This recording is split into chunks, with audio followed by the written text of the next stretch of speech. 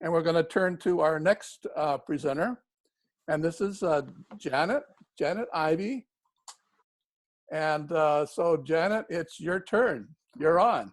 Fantastic. Well, I'm going to go here and back about 10 years ago, David Baxter reached out to me, a longtime National Space Society member, and said, Janet, can you help make July 20th, Space Exploration Day? A lot of people do recognize this around the world, and where it really gained steam, we had talked over the last 10 years, we've talked with different, representatives and Congress people and these kinds of things. Where it really kind of took a bold turn is when Ron Jones got involved. He wrote the resolution. We had someone for California who was going to support it, but then did not get reelected in November of 2018. So back again, we go to this idea of what do we do? So in 2019, Ron Jones, Randy Gigante, Aaron Osterly were all there for March Storm. We do get the support for the resolution, and Representative Horn, actually, she said that she would lead the way. My Congressman Jim Cooper is a co-sponsor of it. We were eventually able to get 26 co-sponsors in the House. And again, then sort of what we had in late 2019 was the impeachment process. So it would seem that we would get a little far down the road only to have another stalemate of some kind, not kind of help get it moved even further. We had a lot of support from Senator Gary Peters' office. If any of you guys live in that great state, he is very much a space advocate, but we also needed it to be bipartisan.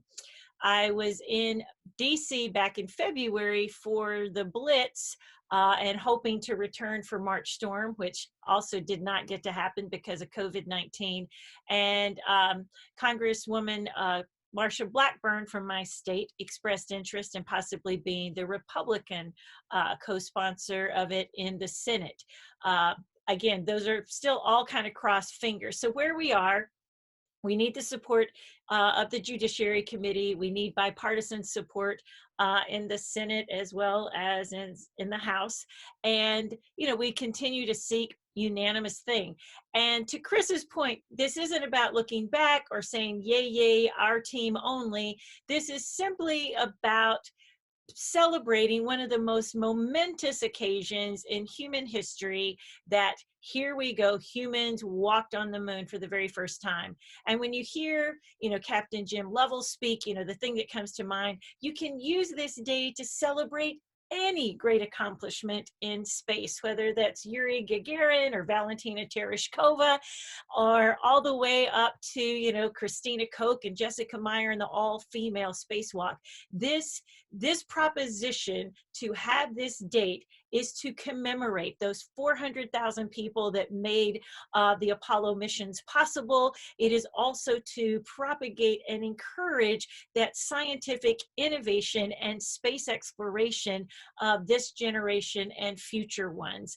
And so I want to just clearly, too hard to read, and this is the worst way to show this. If anybody's interested in getting a copy of this resolution and joining the cause to see if we could make this happen, it's for a non-commemorative holiday, not federal or paid. We had somewhat, it's like we've had a couple of things come out around this time where the president did refer to it as Space Exploration Day, so we felt like that was a bit of a gift. There are proponents on the National Space Council that are very much for this.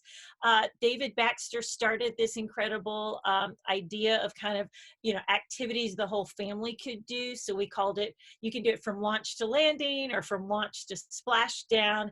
And it started with, breakfast for an astronaut. What would you have for breakfast? That iconic picture where they all are sitting around reading the paper, having steak and eggs and orange juice and toast. Seems a little heavy to me for blasting off to the moon, but I don't know. And I'm thinking I'd go with something a lot lighter. But anyway, so we have all of these activities laid out. The very last, it goes from hosting a star party or attending or going to an observatory to reading books to maybe even writing a letter to an astronaut, thanking them for, inspiring exploration. And again, this is on the kind of family and kid and education sort of arena, but again, just important things. And a couple of things just to catch up here. When we think about the last Apollo mission and Gene Cernan saying, here man completed his first exploration of the moon, December 1972, may the spirit of peace be reflected in the lives of all mankind. And to me, that's what this push for the possibility of having a singular day where we say, this is where we celebrate what has gone before and all the ways we're standing on the shoulders of giants, and we'll move forward with whether or not it's Artemis or onto the moon, L5, L6, and possibly onto Mars. I don't think any of us, here's what's interesting. When you go to the Hill, and I was really bowled over, whether it was with Ron and Randy a year ago in 2019 or just even back in February of 2020. The great thing is space is bipartisan. It's something that whether you talk to either side of the political process, they're all behind.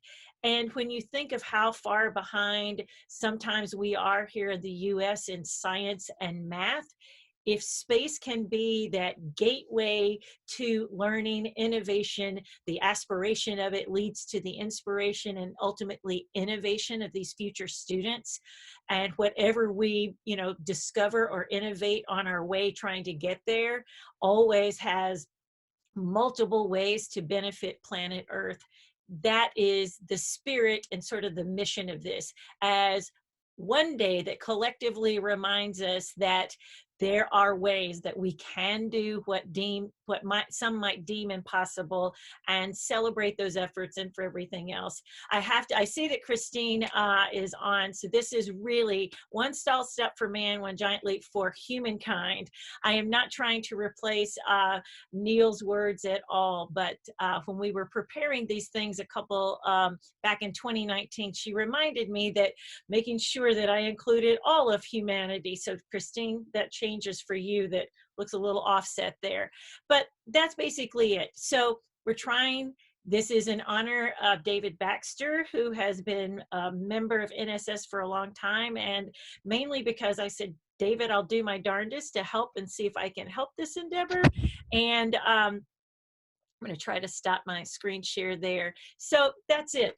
Just trying to create a moment in time that inspires students and people of all over the globe to say, and again, this is no longer one country. When we go, I believe it will be public and private. We will go, hopefully, as all of humanity. That's what I keep telling all the students I communicate with, that when we go, I hope it's someone from, every race, background, creed, and then we're all standing there together having one shared experience. But if you want to get a copy of that resolution and take a look at what Ron Jones beautifully wrote, that was an amazing feat. Just let us know, or you can email me at janet@janetsplanet.com. I'll be happy to share that with you. Wonderful. Thank you so much, Janet. That was great.